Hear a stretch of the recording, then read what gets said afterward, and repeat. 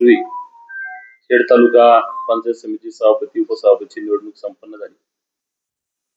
निवडणुकीच्या दरम्यान राष्ट्रवादी काँग्रेस पक्षाच्या वतीनं सन्माननीय सदस्य अश्विनीताई सोमनाथ तरस यांनी सभापती पदासाठी अर्ज दाखल केला होता आणि उपसभापती पदासाठी निखिल थोरवे यांनी अर्ज दाखल केला होता. पक्षाकडनं आम्ही आमच्या सदस्यांबरोबर त्यांनी उमेदवारी अर्ज दाखल करून आमच्या गटाची मतं आम्हाला पडली. जरी आमची सभापती उपसभापतीपदी आमचे पदाधिकारी निवडून जरी नसले आले तरी एक गोष्ट मात्र 2 दिवसापूर्वी या तालुक्यामध्ये अत्यंत हास्यास्पद घडली. किंबहुना विद्यमान आमदारांचा कोणाला तरी खुश करण्याच्या नादामध्ये एवढा तोल घसरला, किंबहुना एवढी जीभ घसरली की अत्यंत खालच्या पातळीवरती टीका तालुक्यामध्ये माजी आमदारांवरती असेल, राष्ट्रवादी काँग्रेसच्या आम्ही काही कार्यकर्त्यांवरती असेल आणि माझ्यासारख्या एका लहान कार्यकर्त्यावरती फार टोकाची टीका करण्याची वेळ त्यांच्यावरती आली. हे पाहून खरं तर माझ्यासारख्याला हसू येते किंवा त्यांची कीव वाटते. ज्यावेळेस विधानसभेच्या निवडणुका होत्या, ज्यावेळेस मी विधानसभेचा एक उमेदवार होतो, माघार घेण्याची विनंती करण्याकरता माझ्या ऑफिसला आल्यानंतर माझे पाय धरणारे त्यावेळेसचे आमदार नसतानाचे बाबाई शेटकाळे मला आठवतात.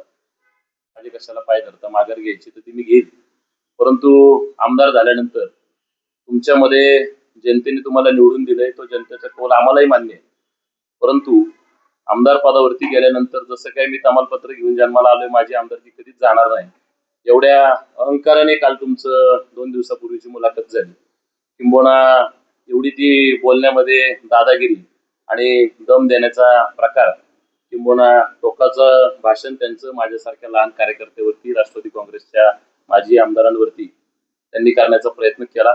त्या केविलवाण्या प्रयत्नाचा पहिल्यांदा आम्ही या ठिकाणी निषेध व्यक्त करतो.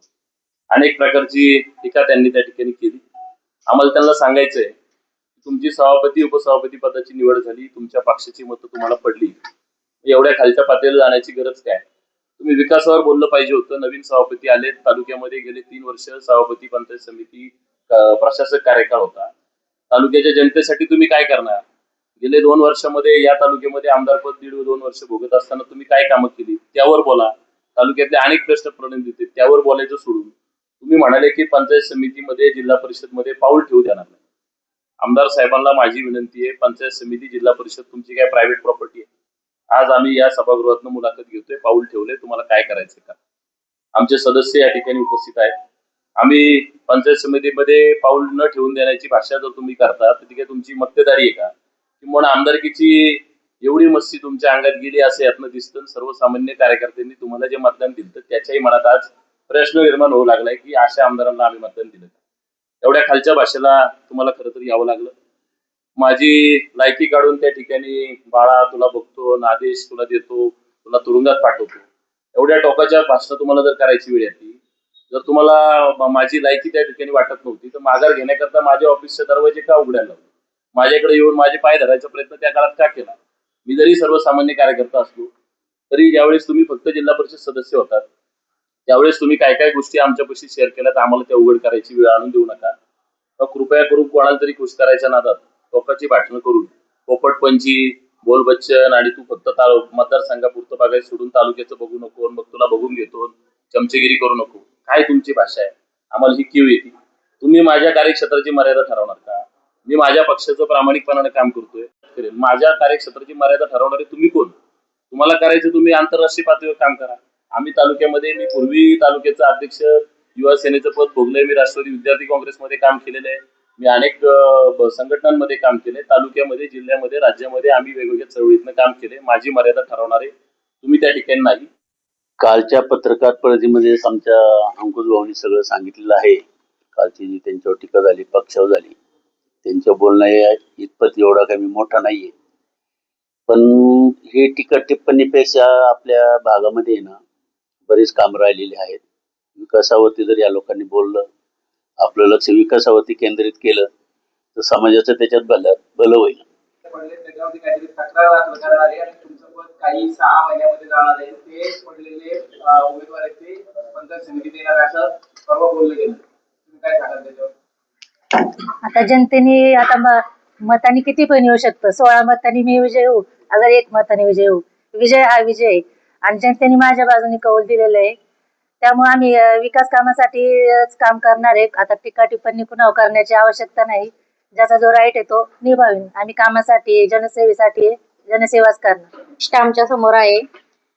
जनतेमधून अतिशय निस्वार्थ भावनेने कुठल्याही प्रकारचं राजकारण मनात न घेता फक्त जनतेची सेवा करणं हा आमचा एकमेव उद्देश आहे. आणि आपल्या पूर्ण पुणे जिल्ह्यामधून मी लीड घेऊन आज निवडून आली. खरं तर अतिशय आनंद होतोय ह्या गोष्टीचा की लोकांनी आपल्यावर एवढा मोठा विश्वास ठेवलाय आणि तो विश्वासच पुढे जनामध्ये अशा अनेक समस्या आहेत की ज्या अजूनही बाकी आहेत. त्याचा पुरवठा घेतलेला गेला नाही. जशा आदिवासी भागामध्ये बरेच अशा समस्या आहेत. घरकुल योजनांच्या समस्या आहेत. बऱ्याचशा अशा शासनाच्या योजना असतात त्या आपल्या सर्वसामान्य लोकांपर्यंत पोहोचवल्या जात नाही. त्या पोहोचवण्याचं काम आम्ही सर्वजण मिळून करणार आहोत. ज्या काही प्रायव्हेट प्रॉपर्टी किंवा तुमची वैयक्तिक संस्थान आहे म्हणून आज मी त्यांना सांगतोय की पंचायत समितीच्या मी सगळ्या पायऱ्या घाबरत सोडलोय की बाबा हे शेट येत आहेत काय आणि मला धरतायत काय. परंतु आता मी इथं सुरक्षित आलोय. इथून खाली जाताना काय झालं तर त्यांना जबाबदार धरावं. याच्यात काहीतरी फरक वाटतोय. थोडस तुम्ही सगळ्यांनी आमदार साहेबांना विश्वासात घ्या की बुवा निधी येतोय की नाही ते एकदा कन्फर्म करून घ्या.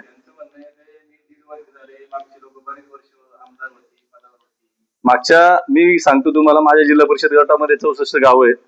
64 गावांमध्ये जर 100 कामं झाली असतील तर 95 कामं दिलीप अण्णा मोहिते पाटलांची आहेत आणि मी हे ठोकपणे सांगू शकतो तुम्हाला.